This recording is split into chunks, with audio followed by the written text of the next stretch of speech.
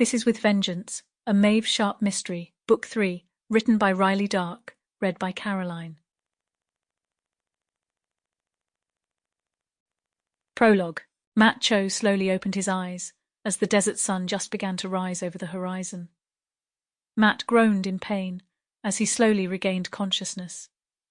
His eyelids fluttered open, revealing bewildered eyes that struggled to focus. Matt's mind was a haze, his thoughts scattered like puzzle pieces. He blinked several times, trying to clear his head as the world around him gradually sharpened into focus. He tried to remember where he had been last, what happened to him, and why the wind was so loud. Then, as his vision came into focus, he saw the dizzying drop below him. Fear surged through his veins. He tried to cry out but found he was completely paralyzed. He was precariously lying on a ledge, with nothing below it for over 100 stories. Far below him, people walked back and forth on the sidewalk the size of ants.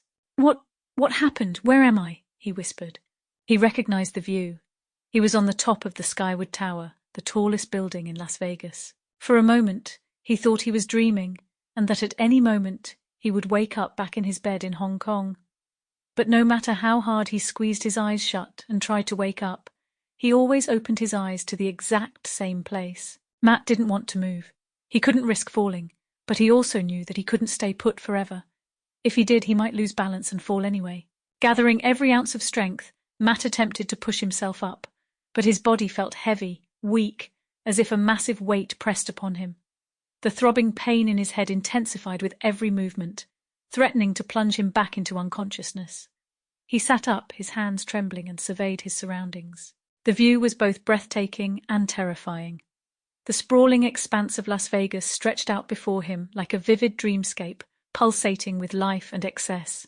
Skyscrapers pierced the sky, adorned with neon signs that flickered and danced, beckoning weary souls into their labyrinthine depths.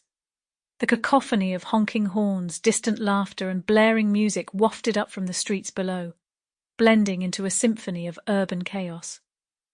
Maybe someone in one of the distant high-rise windows would see him and call the authorities. But beyond the city's vibrant facade, the vastness of the desert sprawled like a barren canvas, its silence a stark contrast to the city's relentless energy.